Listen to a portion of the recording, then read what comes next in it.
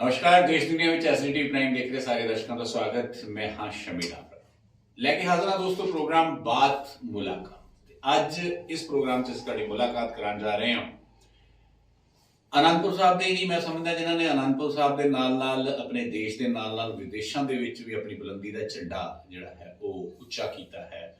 Professor Mahinder Singh ਬਾਗੀ ਸਾਹਿਬ ਤੁਹਾਡਾ ਬਹੁਤ ਸਵਾਗਤ ਐਸਡੀਟੀ ਪ੍ਰਾਈਮ ਤੇ। बागी साहब बारे इन्ना ही कह सकता कि ये बहुत उगे किसान ने, प्रोफैसर खालसा कॉलेज दे विच रह चुके ने ते पंजाब दे नाल विदेश की धरती के उत्ते भी खेतीबाड़ी के कामां दे नाल जुड़े हुए ने, खेतीबाड़ी नाल जुड़े हुए ने। पंजाब दे विच किसान पंजाब दा अज देश दे विच दिल्ली दे बूहे दे उत्ते धरने दे उत्ते बैठा है ਤੇ ਅਸੀਂ ਵੀ ਆਪਣਾ ਫਰਜ਼ ਸਮਝਿਆ ਕਿ ਕਿਉਂ ਨਾ ਇੱਕ ਅਜਿਹੀ ਸ਼ਖਸੀਅਤ ਨਾਲ ਜਿਹੜੀ ਬੁੱਧੀਜੀਵੀ ਹੋਣ ਦੇ ਨਾਲ ਪ੍ਰੋਫੈਸਰ ਹੋਣ ਦੇ ਨਾਲ ਕਿਸਾਨ ਵੀ ਹੈ ਤੇ ਜਿਸ ਨੇ ਵਿਦੇਸ਼ ਦੀ ਧਰਤੀ ਤੇ ਵੀ ਕਿਸਾਨੀ ਕਰਦੀ ਹੈ ਉਸ ਨਾਲ ਗੱਲਬਾਤ ਕੀਤੀ ਜਾਵੇ। ਬਾਗੀ ਸਾਹਿਬ ਐਸਡੀਟੀਵੀ ਵੱਲੋਂ ਤੁਹਾਨੂੰ ਮੈਂ ਸਭ ਤੋਂ ਪਹਿਲਾਂ ਤਾਂ ਸਵਾਗਤ ਕਰਦਾ ਕਿ ਤੁਸੀਂ ਸਾਡੇ ਅੱਜ ਪ੍ਰੋਗਰਾਮ 'ਚ ਆਏ ਹੋ। ਤੇ ਦੂਸਰੀ ਗੱਲ ਮੈਂ ਤੁਹਾਡੇ ਕੋਲੇ ਪੁੱਛਣਾ ਚਾਹਾਂਗਾ ਕਿ ਜਿਹੜਾ ਕਿਸਾਨੀ ਅੰਦੋਲਨ ਅੱਜ ਦੀ ਤਾਰੀਖ ਦੇ ਵਿੱਚ ਕੀਤਾ ਜਾ ਰਿਹਾ ਭਾਰਤ ਦੀ ਧਰਤੀ ਤੇ पंजाब वालों शुरुआत की गई सी, हरियाणा ते होर स्टेटां जुड़दियां चली गईयां, तुहाडी नज़र च किस तरह है? डाबरा साहब मैनूं ये लगता है कि हिंदुस्तान दे विच एक नवां इनकलाब शुरू होने वाला है। ये जिहड़ा किसानी अंदोलन है ये दुनिया के इनकलाब जिन्ने भी शुरू होए ने वो हमेशा ही किसानी तो शुरू होए ने क्योंकि किसानी एक अजिहा किता है, किसानी किता नहीं है, किते दे नाल एक कल्चर है, एग्रीकल्चर है। जे तुहाडे कल्चर ते किते कोई अटैक हुंदा है वो सहन नहीं कोई भी मनुख कर सकता। जमीन और माँ जिहड़ी है ये दोनों एक दूजे नाल जुड़ियां हुई चीज़ां ने। दुध पुत धरत और माँ कहा जाता है। जिहड़ा इंसान अपनी माँ का दुध पींदा वो धरती नाल जुड़दा, उदों अन्न का उगाउंदा है। उस दी धरती नूं खोण दी कोशिश करनी जिहड़ी है, जिहड़ा बंदा भी कोशिश करेगा, जिहड़ा भी इंसान इस पर कोशिश करेगा उहदा विनाश होएगा। एक कुदरत का एक कानून है। इन्हां लोकां दे मनां विच किस तरह फुरना फुरिया कि असीं ये जिहड़ा कानून है ये साडी धरती नूं, साडी जमीन नूं, एक पिता पुरखी है। एक डाबरा साहब हर काम जिहड़ा है वो हौली हौली चलता है, लेकिन जमीन एक ऐसी है जिहड़ी परदादा बनाउंदा है, फिर बाबा बनाउंदा है, फिर पोता बनाउंदा है, वो लगातार चलता रहता है। ये लगातार चलण दे विच एक एडा वड्डा अटैक है जिसनूं कोई मनुखता जिहड़ी है वो सहन नहीं कर सकती।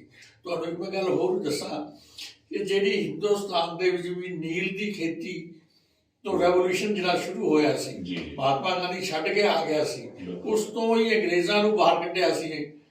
इसे तरह नाल ये जिहड़ा अटैक होया है जमीन ते, ये अटैक भी एक नवीं क्रांति जिहड़ी पैदा करूगा, नवीं क्रांति पैदा करेगी। लेकिन दूसरे पासे भी कहा जा रहा है भी जिस तरह जैसी सरकार की गल बोलीए, सरकार कहती है असीं तां फायदे की गल करते हैं, जदों भी आती है कि मुल्क के लोगों के फायदे की गल करते हैं। तुसीं विदेश की धरती पर भी कल्चर नूं लैके जुड़े हो, ना केवल कल्चर बल्कि एग्रीकल्चर जिन्होंने कहते हो, एग्रीकल्चर खेती भी करते हो, तुहाडे ट्रक भी चलते हैं, तुहाडी मतलब असीं अमरीका कनेडा दे विच तुसीं एक नाम ना कट्टिया होया है। मैं तुहाडे कोल पुछना चाहांगा कि फिर हिंदुस्तान च वो पॉलिसीज़ क्यों नहीं आ सकदी, कित्थे डिफर करदे नहीं? इत्थे थोड़ा जिहा फर्क है जी। तुसीं एक इमेजिन करो कि जिहड़ा यूरोप सी, यूरोप जिहड़ा है इंडस्ट्रीयल रेवोल्यूशन यूरोप दे विच आया। सारा यूरोप जिहड़ा है वो इंडस्ट्री ओरिएंटेड कंट्रीज बन गए ने। असीं उत्थे जिन्ने भी अमेरिका कनेडा या जिन्ने भी छोटे छोटे मुल्क देखते हैं, जापान है, चाइना भी ओरिएंटेड बन रहा उस तरह। लेकिन हिंदुस्तान एक डिफरेंट किस्म का मुल्क है। यही सरकार जिहड़ी है हिंदुस्तान नूं सुप्रीम पावर बनाना चाहती है। नकल जे यूरोप की करती है तो ये तो वर्गा घटिया काम कोई नहीं है। जे हिंदुस्तान के एग्रीकल्चर नूं एक नुमाइंदगी मिले दुनिया के विच कि इस तरह की जिहड़ा सिस्टम है वो सिस्टम भी पॉपुलर हो सकता। मैं एग्जाम्पल इजराइल के विच, इजराइल एक ऐसा मुल्क है जिन्हां दा एग्रीकल्चर जिहड़ा है ਉਹ ਦੁਨੀਆ ਦੇ ਟੌਪ ਤੇ ਚੱਲਦਾ। ਬਿਲਕੁਲ। ਤਾਂ ਇਹ ਜ਼ਰੂਰੀ ਨਹੀਂ ਹੈ ਕਿ ਅਸੀਂ ਕਿਸੇ ਦੀ ਨਕਲ ਕਰੀਏ ਜੀ। ਜੇ ਐਗਰੀਕਲਚਰ ਯੂਰਪ ਵਿੱਚ ਜਿਹੜਾ ਹੈ ਉਹਦੀ ਜਗ੍ਹਾ ਇੰਡਸਟਰੀ ਆ ਰਹੀ ਹੈ, ਸਾਡਾ ਤਾਂ ਐਗਰੀਕਲਚਰ ਆਪਣੇ ਆਪ ਵਿੱਚ ਸੈਲਫ ਸਫੀਸ਼ੀਐਂਟ ਹੈ। ਅੱਜ ਐਗਰੀਕਲਚਰ ਨੂੰ ਖਤਮ ਕਰਕੇ ਇਹਨਾਂ ਪਾਸ ਨਾ ਇੰਡਸਟਰੀ ਹੈ, ਐਗਰੀਕਲਚਰ ਨੇ ਆਪਣਾ ਤੋੜ ਲੈਣਾ, ਨਵੀਂ ਇੰਡਸਟਰੀ ਲੱਗਣੀ ਨਹੀਂ ਹੈ। ਕਾਰਪੋਰੇਟ ਜਿਹੜੀ ਹੈ ਉਹ ਭੁੱਖੀ ਹੋ ਚੁੱਕੀ ਹੈ। ਇੱਕ ਤਾਂ ਹੁੰਦੀ ਹੈ ਕਿ ਅਸੀਂ ਪਹਿਲਾਂ ਵੀ ਟਾਟਾ, ਬਿਰਲਾ ਜਾਂ ਹੋਰ ਇੰਡਸਟਰੀ ਸੀ, ਉਹ ਅੱਜ ਵੀ ਜੇ ਅਸੀਂ ਖੇਤੀ ਦੇ ਬਾਰੇ ਵੀ ਸੋਚੀਏ ਤਾਂ ਖੇਤੀ ਜੇ ਵਿਕਾਸ ਕਰਦੀ ਹੈ ਤਾਂ ਇੰਡਸਟਰੀ ਵੀ ਚੱਲਦੀ ਹੈ, ਟਰੈਕਟਰ ਚੱਲਦਾ ਹੈ, ਟਾਇਰਾਂ ਦੀ ਇੰਡਸਟਰੀ ਚੱਲਦੀ ਹੈ, ਡੀਜ਼ਲ, ਹਰ ਚੀਜ਼ ਚੱਲਦੀ ਹੈ। ਉਹ ਆਪਣੇ ਆਪ ਵਿੱਚ ਇੱਕ ਵਿਕਾਸ ਹੁੰਦਾ। ਲੇਕਿਨ ਜੇ ਤੁਸੀਂ ਉਹ ਸਾਰੇ ਵਿਕਾਸ ਨੂੰ ਤਹਿਸ-ਨਹਿਸ ਕਰ ਦੋਗੇ ਔਰ ਕਿਸੇ ਬੰਦੇ ਨੂੰ ਸਾਰਾ ਮੁਲਕ ਹੀ ਵੇਚ ਦੋਗੇ ਤਾਂ ਇਹ ਤਾਂ ਬਹੁਤ ਖਤਰਨਾਕ ਕਿਸਮ ਦਾ ਕੰਮ ਹੋਏਗਾ। ਬਿਲਕੁਲ ਤੁਸੀਂ ਕਿਹਾ ਵੀ ਕਾਰਪੋਰੇਟ ਘਰਾਣੇ ਜਦੋਂ ਆ ਗਏ ਉਦੋਂ ਤੋਂ ਹੈ। ਮੈਂ ਇੱਕ ਗੱਲ ਕਰਨਾ ਚਾਹਾਂ ਵੀ ਅੱਗੇ ਲੋਕ, ਇਹਦਾ ਨਾਂ ਦਿੱਤਾ ਗਿਆ ਲੋਕਤੰਤਰ। ਸਾਡੇ ਭਾਰਤ ਦੇ ਵਿੱਚ ਸਭ ਤੋਂ ਵੱਡਾ ਲੋਕਤੰਤਰ ਹੈ। ਇਹਦੇ 'ਚ ਕੋਈ ਵੀ ਲੋਕਾਂ ਦਾ ਤੰਤਰ ਹੈ, ਆਮ ਪਬਲਿਕ ਦਾ ਤੰਤਰ ਹੈ, ਸਾਰਾ ਕੁਝ ਜੋ ਵੀ ਹੈ। ਲੇਕਿਨ ਹੁਣ ਕੀ ਹੋ ਗਿਆ ਵੀ ਸਿਰਫ ਕਾਰਪੋਰੇਟ ਤੰਤਰ ਹੋ ਗਿਆ ਵੀ ਕਿਤੇ ਨਾ ਕਿਤੇ ਤੁਸੀਂ ਸਮਝਦੇ ਵੀ ਲੀਡਰਸ਼ਿਪ ਜਿਹੜੀ ਸੀਗੀ ਉਹ ਭਟਕ ਚੁੱਕੀ। ਅਸਲ 'ਚ ਲੀਡਰਸ਼ਿਪ ਹੁਣ ਰਹੀ ਨਹੀਂ ਹੈ ਜੀ। ਦੇਖੋ ਗੱਲ ਇਹ ਹੋ ਗਈ, ਇਹ ਜਿਹੜੀ ਅਸੀਂ ਬੀਜੇਪੀ ਦੀ ਗੱਲ ਕਰਦੇ ਹਾਂ ਕਿਉਂਕਿ ਸਰਕਾਰ ਹੁਣ ਬੀਜੇਪੀ ਚਲਾ ਰਹੀ ਹੈ। RSS ਦੇ ਬਾਰੇ ਵਿੱਚ ਸਾਡੀ ਇੰਪ੍ਰੈਸ਼ਨ ਇਹ ਸੀ ਕਿ ਹਿੰਦੁਸਤਾਨ ਦੇ ਕਲਚਰ ਨੂੰ, ਹਿੰਦੁਸਤਾਨ ਦੀ ਸਿਵਲਾਈਜੇਸ਼ਨ ਨੂੰ, ਹਿੰਦੁਸਤਾਨ ਦੇ ਸੱਭਿਆਚਾਰ ਨੂੰ ਲੈ ਕੇ ਇੱਕ ਪ੍ਰੋਗਰੈਸ ਕਰੇਗੀ। ਲੇਕਿਨ ਉਹ ਸਾਰੇ ਪ੍ਰੋਗਰੈਸ ਜਿਹੜਾ ਹੈ, ਸਾਰੇ ਸਿਸਟਮ ਜਿਹੜਾ ਹੈ, ਉਹ ਇੱਕ ਕਾਰਪੋਰੇਟ ਦੇ ਹੱਥ ਵਿੱਚ ਦੇ ਕੇ ਸਾਰੀ ਤਹਿਸ-ਨਹਿਸ ਕਰ ਦੇਣਾ ਇੱਕ ਕਿਸੇ ਵੀ ਸਿਸਟਮ ਨੂੰ ਐਕਸੈਪਟ ਹੋ ਨਹੀਂ ਸਕਦਾ।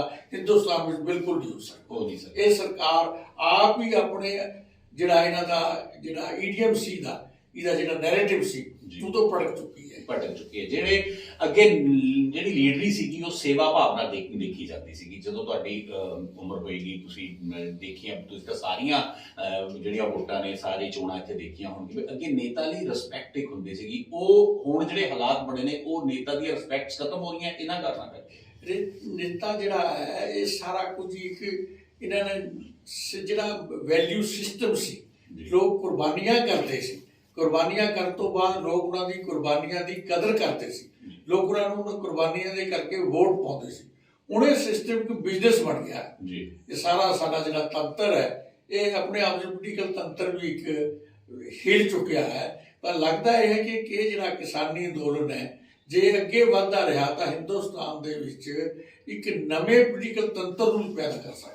ਇੱਕ ਗੱਲ ਹੋਰ ਕਿਸਾਨੀ ਅੰਦੋਲਨ ਨੇ ਲਿਆ ਕੇ ਦਿੱਤੀ ਹੈ। ਹਾਲਾਂਕਿ ਰਾਸ਼ਟਰ ਭਗਤੀ ਜਿਹੜੀ ਕਹੀ ਜਾਂਦੀ ਹੈ ਕਿ ਲੋਕ ਕਹਿੰਦੇ ਨੇ ਵੀ ਰਾਸ਼ਟਰ ਭਗਤੀ ਜਿਹੜੀ ਆ ਉਹ ਬਹੁਤ ਜ਼ਿਆਦਾ ਜਾਪਾਨੀਆਂ ਦੇ ਵਿੱਚ ਦੇਖਣ ਨੂੰ ਮਿਲੀ ਹੈ। ਔਰ ਵਾਕਈ ਜੇ ਮੈਂ ਤੁਹਾਡੇ ਨਾਲ ਬਾਕੀ ਸਾਹਿਬ ਪਹਿਲੇ ਉਹ ਗੱਲ ਲੈ ਕੇ ਆਵਾਂ ਵੀ ਜਿੱਥੇ ਅਸੀਂ ਇੱਕ ਐਗਜ਼ਾਮਪਲ ਦਿੰਦੇ ਹਾਂ ਜਾਪਾਨੀਆਂ ਦੀ ਰਾਸ਼ਟਰ ਭਗਤੀ ਦੀ, ਅਸੀਂ ਕਹਿੰਦੇ ਵੀ ਹਿੰਦੁਸਤਾਨ ਕਿਉਂਕਿ ਜਿਹੜੀ ਬੀਜੇਪੀ ਦੀ ਸਰਕਾਰ ਹੈ ਵੀ ਕਹਿੰਦੇ ਹੈ ਵੀ ਰਾਸ਼ਟਰ ਭਗਤ ਜਿਹੜੀ ਸਾਡੀ ਪਾਰਟੀ ਹੈਗੀ ਹੈ ਵੀ ਅਸੀਂ, ਲੇਕਿਨ ਅਸੀਂ ਜੇ ਓਵਰਆਲ ਗੱਲ ਕਰੀਏ ਭ੍ਰਿਸ਼ਟਾਚਾਰ, ਬੇਈਮਾਨੀ, ਧੋਖਾਧੜੀ ਔਰ ਆਪਣੇ ਹੀ ਲੋਕਾਂ ਤੇ ਤਸ਼ੱਦਦ ਕਰਨ ਦੀ ਰਾਜਨੀਤੀ ਜਿਹੜੀ ਆ ਕੇ ਉਹਨੇ ਆਪਾਂ ਨੂੰ ਰਾਸ਼ਟਰ ਭਗਤੀ ਤੋਂ ਦੂਰ ਕਰ ਦਿੱਤਾ। ਕਿਉਂ ਹੋਇਆ ਅਜਿਹਾ? ਕਮੀ ਕਿੱਥੇ ਰਹਿ ਗਈ? ਇਹ ਸਿਰਫ ਵੋਟਾਂ ਦੇ ਰਾਜ ਕਰਕੇ। ਇਹਨਾਂ ਨੇ ਵੱਢਣਾ ਜਿਹੜਾ ਹਿੰਦੁਸਤਾਨ ਨੂੰ ਵੰਡ ਪਾਉਣ ਵਾਲੀ ਪਹਿਲੀ ਪੋਲੀਟੀਕਲ ਪਾਰਟੀ ਹੈ। ਹਿੰਦੁਸਤਾਨ ਤਾਂ ਇਹਨਾਂ ਨੇ ਲਵ ਜਹਾਦ, ਟੁਕੜੇ ਗੈਂਗ ਕਿ ਜਿਹੇ ਸ਼ਬਦਾਂ ਦੀ ਇਨਵੈਂਸ਼ਨ ਕੀਤੀ ਹੈ ਜਿਹੜੇ ਸ਼ਬਦ ਐਗਜ਼ਿਸਟ ਹੀ ਕਿਤੇ ਨਹੀਂ ਕਰਦੇ। ਅਸਲ ਵਿੱਚ ਤਾਂ ਇਹ ਪੋਲੀਟੀਕਲ ਪਾਰਟੀ ਜਿਹੜੀ ਹੈ ਜੋ ਅੰਨਾ ਹਜ਼ਾਰੇ ਆਇਆ, ਅੰਨਾ ਹਜ਼ਾਰੇ ਦਾ ਸਾਰੀ ਮੂਵਮੈਂਟ ਹੀ ਇੱਕ ਆਰਟੀਕਲ ਸਟੇਜ ਸ਼ੋ ਸੀ। ਤੁਹਾਨੂੰ ਪਤਾ ਲੱਗਿਆ ਹੋਣਾ ਵੀ ਹੁਣ ਕੋਈ ਗੱਲ ਚ ਐਸੀ ਕੰਕਰੀਟ ਹੈ ਨਹੀਂ ਸੀ ਜਿਸ ਦੇ ਕਰਕੇ ਮੂਵਮੈਂਟ ਚੱਲੀ। ਬਿਲਕੁਲ, ਮਤਲਬ ਕਾਫੀ ਜਿਹੜੀਆਂ ਚੀਜ਼ਾਂ ਨੇ ਉਹ ਆਰਟੀਫਿਸ਼ਲ ਤਰੀਕੇ ਤੋਂ ਹੋ ਗਈਆਂ। ਲੇਕਿਨ ਹੁਣ ਮੈਂ ਆਉਣਾ ਇਸ ਗੱਲ ਤੇ ਵੀ ਜਿਹੜੀ ਰਾਸ਼ਟਰ ਭਗਤੀ ਕਹਿੰਦੇ ਸੀ ਵੀ ਨਹੀਂ ਹੈ, ਲੁਕੋ ਦਿੱਤੀ ਹੈ। ਜਿਹੜੇ ਪੰਜਾਬੀਆਂ ਤੇ ਦਾਗ ਲੱਗਦਾ ਸੀ ਵੀ ਇਹ ਨਸ਼ੇੜੀ ਹੋ ਚੁੱਕੇ ਨੇ, ਇਹ ਤਾਂ ਨਸ਼ਿਆਂ ਦੇ ਵਿੱਚ ਗਲਤਾਨ ਨੇ, ਆਹ ਜਿਹੜੀ ਮੂਵਮੈਂਟ ਹੈ ਇਹਨਾਂ ਨੇ ਇੱਕ ਨਵਾਂ ਜਿਹੜਾ ਚਿਹਰਾ, ਨਵੀਂ ਤਸਵੀਰ ਜਿਹੜੀ ਹੈ ਲੋਕਾਂ ਦੇ ਅੱਗੇ ਪੇਸ਼ ਕੀਤੀ ਹੈ। ਬਿਲਕੁਲ, ਅਸਲ ਵਿੱਚ ਪੰਜਾਬ ਜਿਹੜਾ ਹੈ ਜਦੋਂ ਦੇਸ਼ ਦੀ ਆਜ਼ਾਦੀ ਸੀ, ਆਜ਼ਾਦੀ ਦੀ ਮੂਵਮੈਂਟ ਵਿੱਚ ਸਭ ਤੋਂ ਅੱਗੇ ਪੰਜਾਬ ਹੋ ਕੇ ਲੜ ਰਿਹਾ। ਇਹ ਹੁਣ ਵੀ ਪੰਜਾਬ ਜਿਹੜਾ ਉਸੇ ਤਰ੍ਹਾਂ ਲੜ ਰਿਹਾ ਹੈ। ਹਿੰਦੁਸਤਾਨ ਦੇ ਵਿੱਚ ਨਵੀਂ ਕ੍ਰਾਂਤੀ ਜਿਹੜੀ ਪੈਦਾ ਕਰਨ ਦੀ ਜਿਹੜੀ ਹੈ ਇਹ ਇਹਨਾਂ ਵਿੱਚ ਕੈਪੈਸਿਟੀ ਹੈ। ਕਿਉਂਕਿ ਇੰਟਰਸਟਿੰਗ ਗੱਲ ਇਹ ਹੈ ਕਿ ਸਾਡਾ ਧਰਮ ਵੀ ਸਾਨੂੰ ਸਮਾਜਿਕ ਗਤੀਵਿਧੀ ਦੇ ਲਈ ਪ੍ਰੇਰਿਤ ਕਰਦਾ ਹੈ। ਬਾਕੀ ਕੋਈ ਧਰਮ ਅਜਿਹਾ ਨਹੀਂ ਹੈ ਜਿਹੜਾ ਸਮਾਜਿਕ ਗਤੀਵਿਧੀ ਜਾਂ ਤਾਂ ਉਹ ਮੰਦਰ ਵਿੱਚ ਬੈਠ ਕੇ, ਬਾਗੇ ਵਿੱਚ ਬੈਠ ਕੇ ਜੋ ਪੂਜਾ ਪਾਠ ਕਰਨੀ ਹੈ, ਇਹ ਪੂਜਾ ਪਾਠ ਕਰਨ ਦੇ ਨਾਲ ਐਕਸ਼ਨ ਦੇ ਵਿੱਚ ਵੀ ਵਿਸ਼ਵਾਸ ਕਰਦੇ ਨੇ। ਬਿਲਕੁਲ। ਇਸੇ ਲਈ ਪੰਜਾਬ ਦਾ ਬੱਚੇ ਤੋਂ ਲੈ ਕੇ ਬੁੱਢੇ ਤੱਕ, ਜਨਾਨੀ ਤੋਂ ਲੈ ਕੇ ਕੁੜੀਆਂ ਤੱਕ ਸਾਰੇ ਲੋਕ ਜਿਹੜੇ ਨੇ ਇਸ ਵਕਤ ਇਸ ਮੂਵਮੈਂਟ ਦੇ ਵਿੱਚ ਲੱਗੇ ਹੋਏ ਨੇ।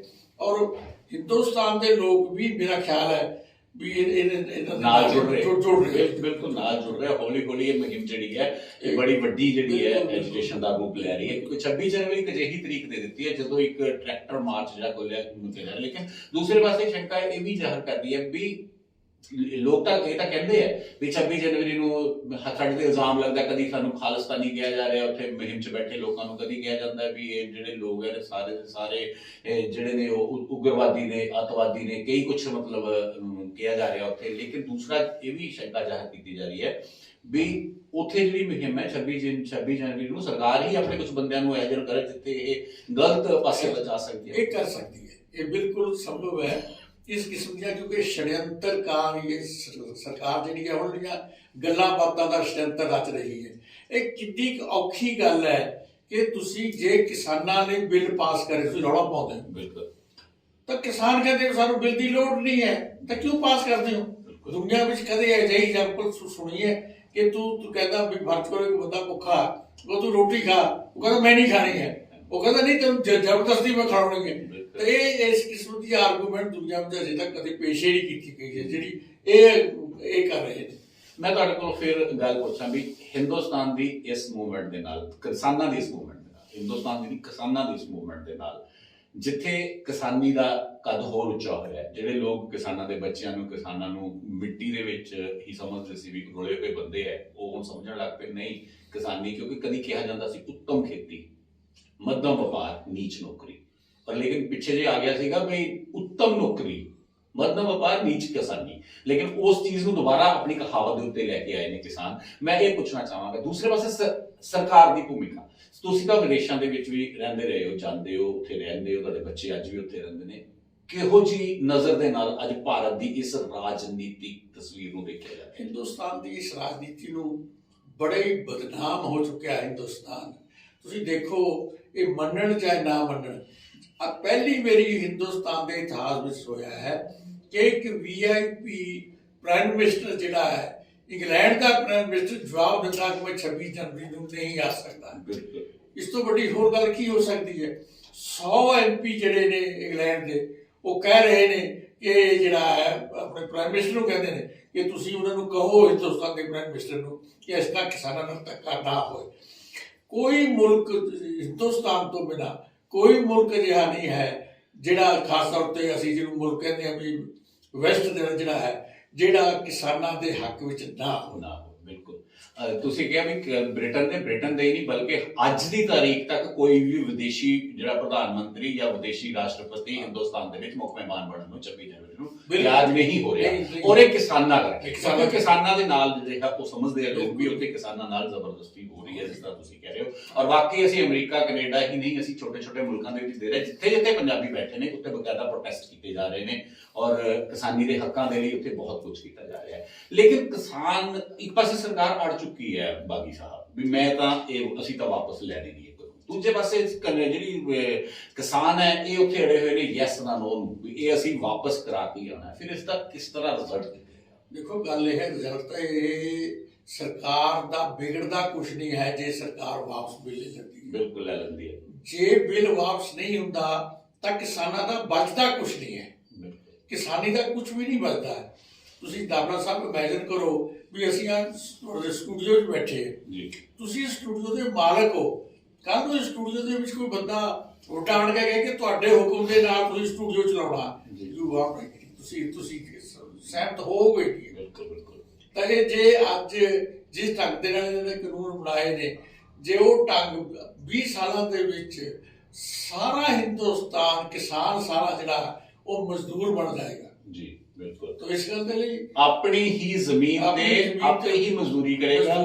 ਕੰਟਰੈਕਟ ਫਾਰਮਿੰਗ ਇਹ ਕਹਿੰਦੇ ਹੈ ਬਿੱਲ, ਉਸਦੇ ਵਿੱਚ ਵੀ ਨਾ ਹੀ ਆਪ ਮਤਲਬ ਆਪਣੀ ਜ਼ਮੀਨ ਤੇ ਖੁਦ ਲੋਨ ਨਹੀਂ ਲੈ ਪਾਏਗਾ, ਜਿਹਨੂੰ ਕੰਟਰੈਕਟ ਦਿੱਤੀ ਹੈ ਉਹ ਲੈ ਸਕਦਾ। ਬਹੁਤ ਸਾਰੀਆਂ ਐਸੀਆਂ ਕਲਾਸਿਸ ਨੇ ਜਿਹੜੀਆਂ ਹੋ ਸਕਦੀਆਂ ਨੇ। ਦੂਸਰੇ ਪਾਸੇ ਜਿਹੜੀ ਓਪਨ ਮੰਡੀ ਦੀ ਗੱਲ ਕਰ ਰਹੇ ਵੀ ਜਿੱਥੇ ਮਰਜ਼ੀ ਵੇਚਿਆ ਜਾ ਸਕਦਾ, ਤਾਂ ਉਹ ਤਾਂ ਹਿਸਾਬ ਹੈ ਅਗਰ ਸਰਕਾਰ ਨੂੰ ਅਸੀਂ ਵੇਚ ਰਹੇ ਹਾਂ ਪਹਿਲਾਂ ਵੀ, ਤਾਂ ਸਰਕਾਰ ਉਹ ਵੇਚ ਰਹੀ ਹੈ। ਇਹ ਇਹਨਾਂ ਨੇ ਅਸੀਂ ਝੂਠ ਬੋਲਿਆ ਹੈ ਕਦੇ ਵੀ ਕਿਸਾਨੀ ਜਿਹੜੀ ਹੈ ਉਹ ਜਿੱਥੇ ਮਰਜ਼ੀ ਆਪਣਾ ਸਮਾਨ ਵੇਚ ਸਕਦੀ ਹੈ। ਬਿਲਕੁਲ ਕਦੇ ਵੀ ਨਹੀਂ ਸੀ ਇਹ ਕਦੇ ਵੀ ਰੁਕਾਵਟ ਨਹੀਂ, ਕਦੇ ਵੀ ਰੁਕਾਵਟ ਨਹੀਂ ਹੈ, ਖੰਡ ਵੇਚਣ ਦੀ ਰੁਕਾਵਟ ਕਿਸੇ ਚੀਜ਼ ਦੀ ਵੀ ਰੁਕਾਵਟ ਨਹੀਂ ਸੀ। ਇਹ ਐਵੇਂ ਕਹੀ ਜਾਂਦੇ ਨੇ ਕਿ ਉਹ ਤੁਸੀਂ ਖੁੱਲੇ ਹੋ ਗਏ।